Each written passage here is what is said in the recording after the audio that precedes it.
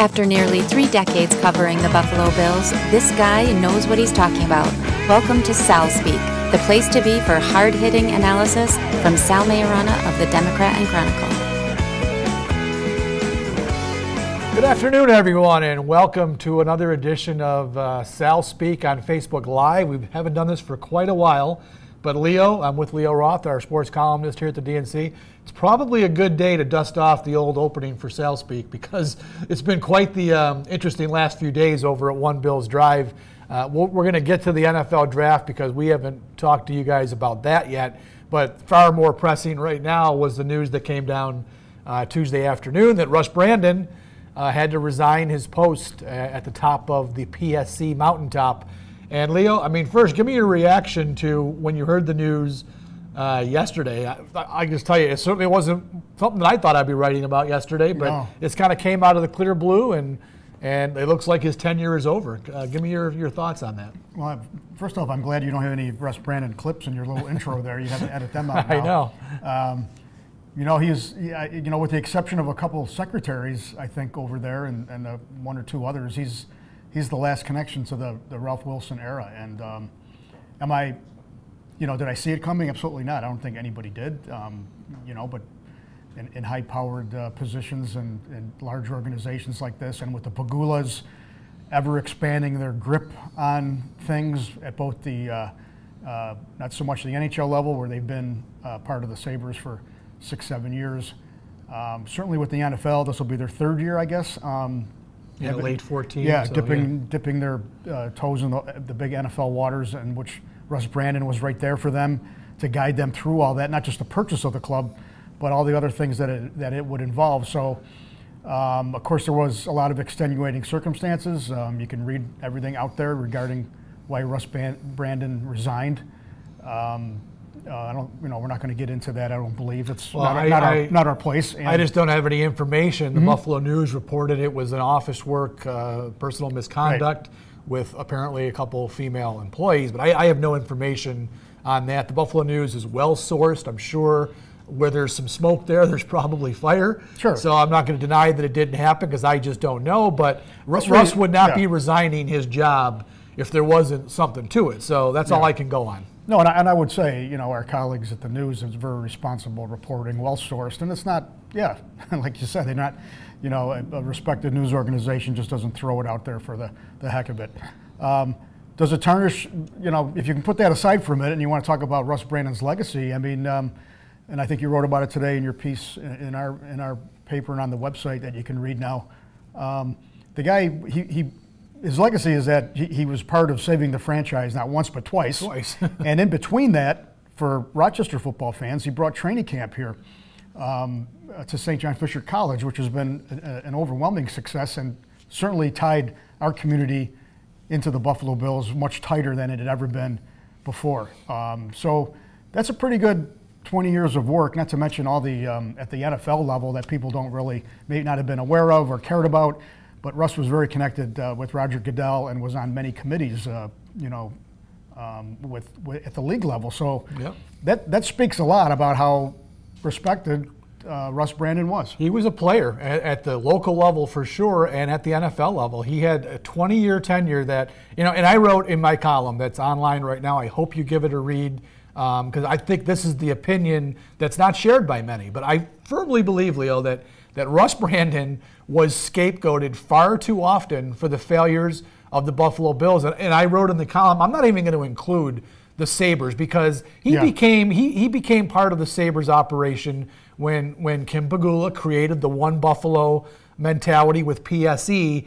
But quite frankly, Russ had very little to do, if anything to do, with the on-ice product. So let's just take the Sabres right off the table here and just focus on his work with the Bills because that's where he spent the majority of his time. And look, he got blamed for so many things that I thought were not completely out of his control, but certainly not all of his doing, right? All these personnel decisions, head coaching hires, general manager hires, draft choices. Leo, this guy, and I've talked to him many times about it, he flat out told me one time, do you really think I'm in the draft room picking what players we should pick? And this is during his time as the de facto GM, it was Tom Modrak and his scouting staff that made all those decisions. Russ was there as Ralph Wilson's representative to sign off, but he trusted the football people. Now, the other argument, Leo, that I got on Twitter that I've looked at so far was that, well, yeah, that might be true, but wasn't Russ involved with hiring those people? And to a degree he was, but as you know, and we went through this before we went on the air, he didn't hire all the... Ralph Wilson hired Tom Donahoe, who then hired Tom Modrak. Ralph Wilson hired Buddy Nix, who then hired Chan Gailey. And I skipped one. Ralph Wilson gave Marv Levy the GM job at 80-some years old, and he hired Chan Gailey. This was not Russ's doing. Chime in. I've talked too long, but chime in on that. Because he gets all this blame for this stuff, and I don't really know why. I think, well, I know why in the fact that through the 17-year playoff drought, people were getting canned left and right every 2 to 3 years. And he didn't. And he was the survivor. He was the constant, right. I once labeled him, he was not the Teflon Don, he was the Teflon Brandon. And it was just an amazing thing. But his relationship with owner Ralph Wilson was very close. And as you've often said, the son he never had. Right. And that allowed, he had a very powerful voice. He would be, he was, to put it into some context, he was at Ralph Wilson's, bedside in his final days, taking over the presidency of the team. He was, we're talking some very close, emotional, powerful stuff when it came to Russ Brandon. And I do agree in a lot of ways. I think maybe he did have a hand in some of the free agent moves. We had talked about Terrell Owens, which actually worked out pretty good. Marcus Stroud. There was a period there. It was a very strange period. And I will say this, it wasn't of Russ Brandon's doing necessarily, unless he had such a Svengali hold on Mr. Wilson. And believe me, Mr. Wilson was a very strong-willed man. He was. Right up to the end. And he had to trust somebody. He chose to trust Russ Brandon.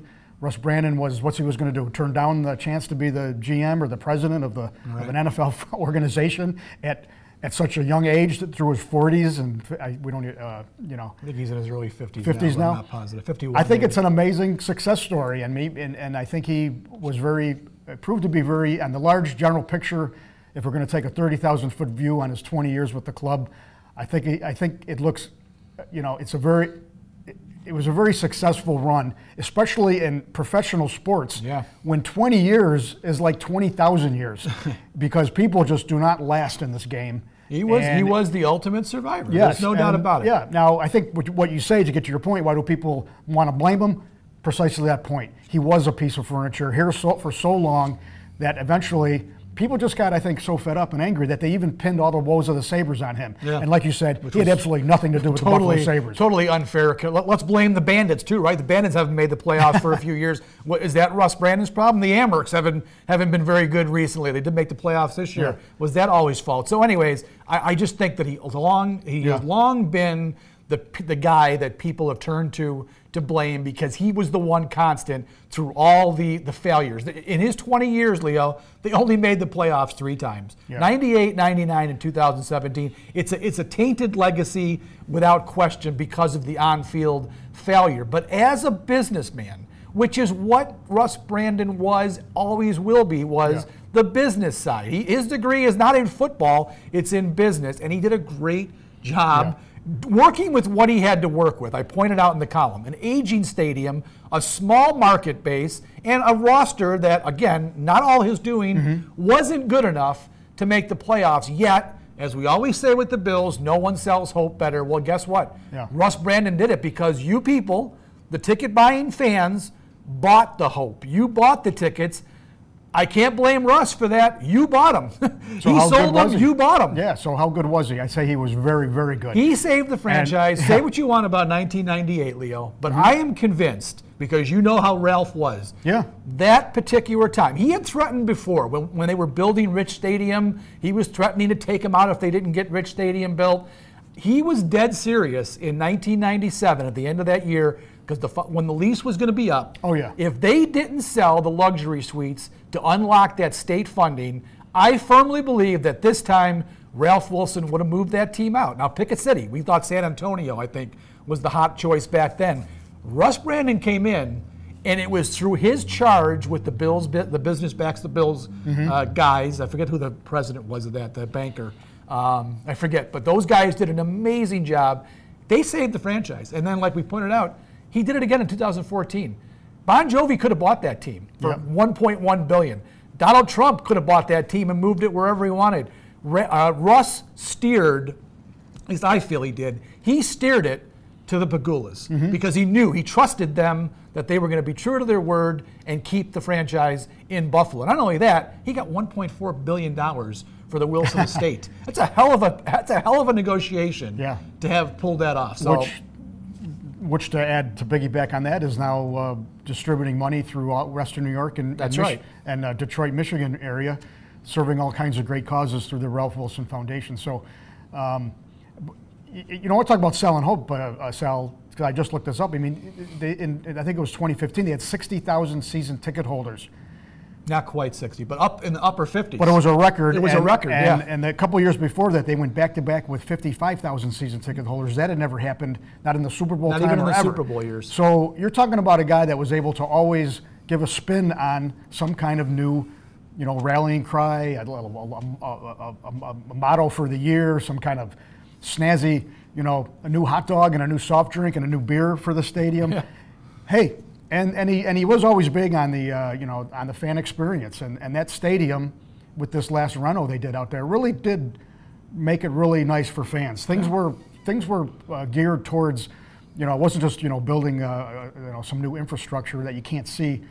I think fans go to New Era Field now. They can. It is a better experience than it was 15 years ago, and New Era Field, I might as well throw that in. He got the naming rights finally sold. He did. that Ralph wouldn't sell. Let's. So I just think, to conclude, I think Russ can. I know it's not the most flattering atmosphere that he leaves the franchise and leaves Pegula and leaves the sports scene locally, but I think when all is said and done, as the years go by, fans will really appreciate the work that Russ Brandon did. And I hope that's the case. We're going to get to a few questions, and there are several here that are on one topic, and I will name them here. Jessica Gaspar wants to know the answer to this question. So does Brock McGinn, and there was one other one too.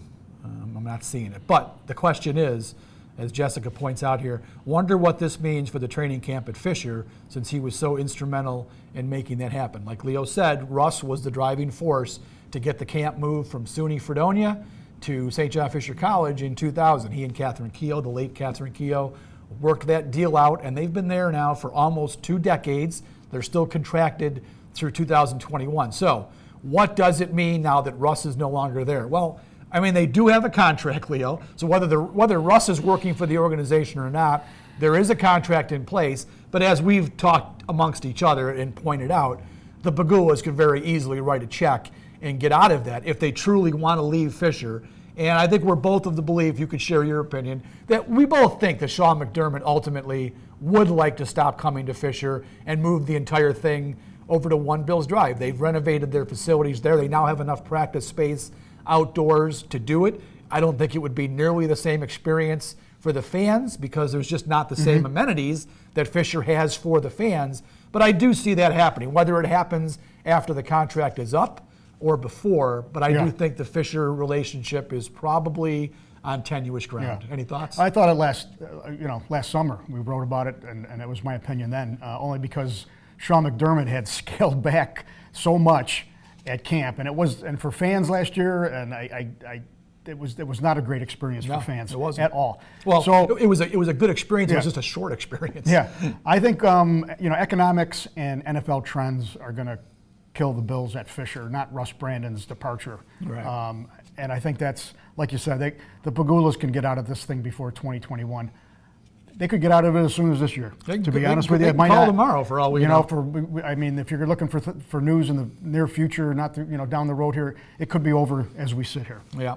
I'll address one more thing. Ken Capuano says the two-headed monster, vital in keeping the team here and for filling those seats with those dismal teams. He was a marketing genius, in my opinion. However, he was no doubt involved with many of those blunders. He had his hand in I'm sure many was what he went there. And we have discussed that. Like I said, great marketing guy, great business guy. Yes, he was in the room when some of these football decisions were being made, but you will never be able to convince me that he was, in most cases, the final say on these matters. The only one that I think we really can pin on him, Leo, was Rex Ryan, because the other coaching hires were made, as we pointed out. Marv hired Geron. We went through that list already on the show.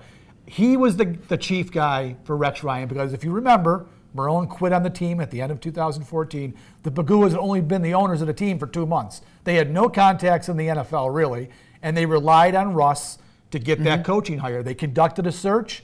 Rex blew him away. Russ's famous line was, "Don't let him out the door." The Pagulas didn't. They gave him a ridiculous $25 million contract, and it worked out, or it did not work out at all. Rex was gone in 2 years. So that one, I think we could largely pin on Russ. But like you wrote today, though, Sal, if you're going to pin Rex on him, then let's pin Sean McDermott and Brandon Beane on him as well, because it looks like the Bills got two young winners in those two guys. So if that was his last hand in something, then we'll give him credit for that. People are all excited to jump on him for the misses, but McDermott and Beane, I'm pretty sure he was in the room for both of those too when the decision was made. Now, not in the interview with McDermott, we know that, but you know that Russ, as the president of PSE, had a role in bringing McDermott and Beane in. So we'll end it there.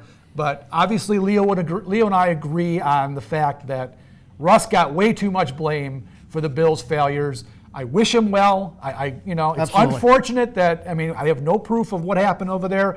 It's indefensible if what's being alleged is true, that there was misconduct in the office place, and that's on Russ, and he deserves to be be forced to resign. So I can't defend him on that. Until I talk to him face to face, I may never know. But as a football person, as a business person for the football team in Buffalo, I give him high marks. But I'll add this in Sal as well, as we're talking about training camp and the effect on that. Now, I think it was inevitable that the camp may peter out here. But the other issue here that Russ was very involved in was the renovation of Blue Cross Arena, home of the Amerks. He was heavily into that for the last couple of years, and that issue is still hanging out there, and it's not resolved, and it's getting worse by the day, because nothing happens with this, with Lovely Warren's administration, the state money that's disappeared, and meanwhile, hockey fans here in this town are continue to go to a relic that is a really bad experience. Now, if you're an old school guy like me, I like going to old arenas, but it certainly is not up to anywhere near today's standards.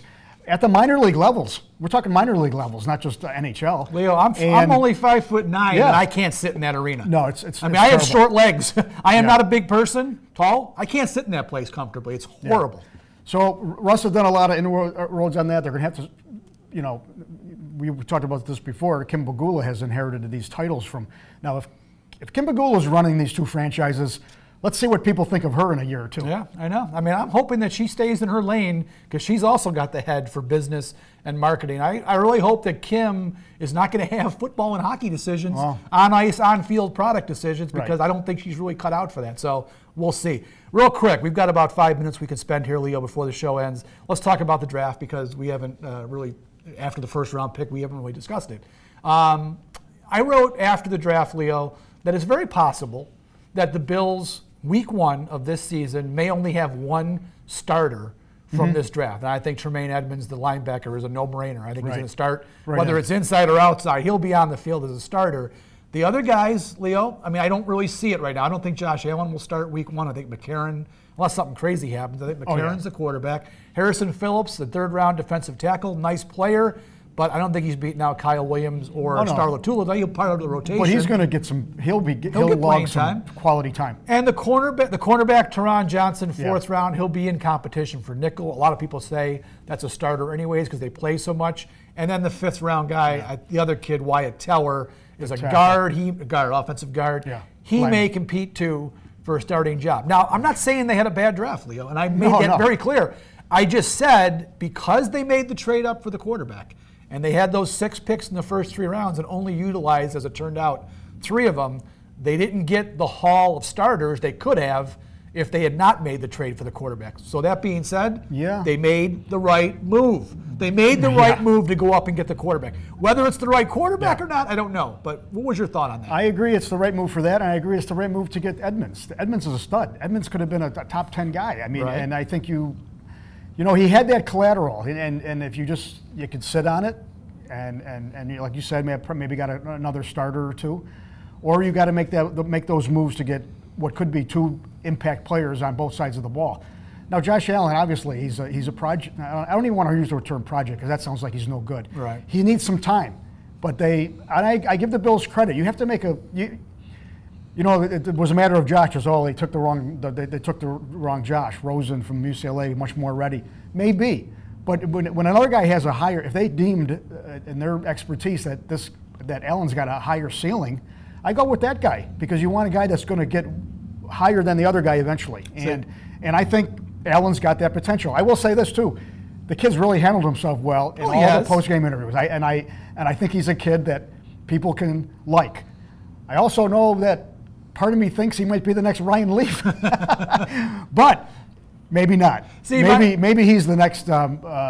He could be more like a Phillip Rivers. My argument with this, Leo, was a pretty simple argument. Look, to me, Josh Allen was the riskier pick. Josh Rosen, say what you want about his personality and all that.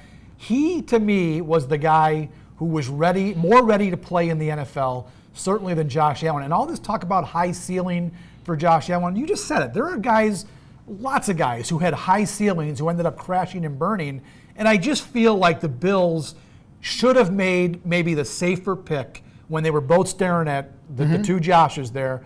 And I just think Rosen would have been the right choice. If they swing and miss on this, Leo, well, they're probably going to be out of jobs if Josh Allen fails. Yeah, and I think they took a sort of unnecessary gamble here. The more and more I read about Josh Allen, the more and more I get worried. I mean, there are so many so-called draft experts. Yes, but there was a time where Allen was the number 1 guy. It was all smokescreen. I never believed that for a second. Cleveland was never picking him, and it turned out. I thought they were picking Darnold. They ended up picking Baker Mayfield. So Allen was never. Which really threw that threw every mock draft. That was never part of their thinking. Josh Allen, look, I wish him well. I hope he becomes a star. Of course you do. And here's the thing, Leo. The good thing here is that had Doug Whaley made this pick, I think we'd all be screaming that he blew it because nobody trusted Doug Whaley's judgment. Because it was Brandon Beane and Sean McDermott, who right now have a pretty clean slate when it comes to the draft and how they've restructured the roster, I'm more than willing to give them the benefit of the doubt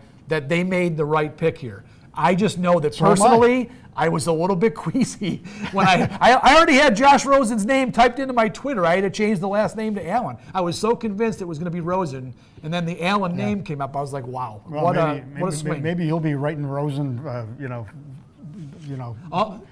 all season because you wanted him so badly. I'll say this. I was very glad that Rosen ended up with the Cardinals because the last thing I wanted to do was see him end up with Miami or, God forbid, the Patriots. And then every year, twice a year, we're writing Josh Rosen versus Josh Allen. Yeah. So he's out in Arizona. You're going to see him once every 4 years. Darnold works out for the Jets. You're going to be facing him for the next 15 years. But that's fine because well. they never had a chance to draft Darnold. So I'm fine with that. No. You know, they didn't have a chance to get him, so he's at the Jets. Yeah. Good. But the Josh Allen, Josh Rosen would have been a comparison every time they meet. Hey, but overall, like I said, the draft, I'm glad it was possible that they weren't going to that they might not have taken a quarterback at all. Yeah. If they just were convinced that we're just going to stand pat, use all our 6 picks in the top 100, that's never happens. You know, it's possible Allen could have slid all the way to them at 12, but we'll never know. But I know because other teams have reported out that they wanted him, so they had to make a move. I think if Allen had slid, I think Arizona did go up to 10 to get Rosen. I think Miami might have gone up to get Allen if he was still there. I think because the Bills took Allen, he was no longer available, so Miami ended up picking the cornerback. But I'm not sure that he would have gotten to 12, regardless of whether he got there or not. It was a strong year for quarterback prospects. Buffalo got one of them. Yeah, we'll see. The potential is there for it to work out. The potential is there for it to not. That's the draft. That's right. On the other picks, they need, and we've all been screaming about a playmaking linebacker finally, and they got the guy, and they went up and got that move as well, and that was an excellent pick.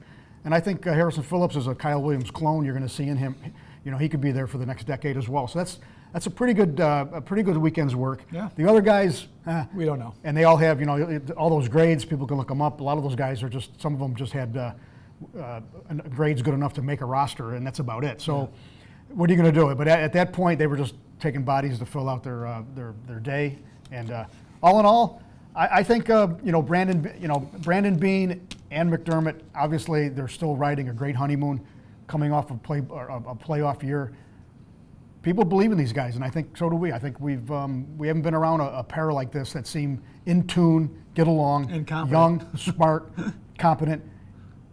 I got a lot of trust in them. Yeah, me too. So I hope they made the right choice on Josh Allen. All right, we're going to wrap it up, folks. For Leo Roth, I am Sal Maiorana. Thanks for remembering where we were on Sal Speak. It's been quite a while. We hope to do this a little bit more frequently, but we had to jump in today because it was big news, and I think we both had to get a few things off our chest regarding Russ. So have a great day, and we'll talk to you next time.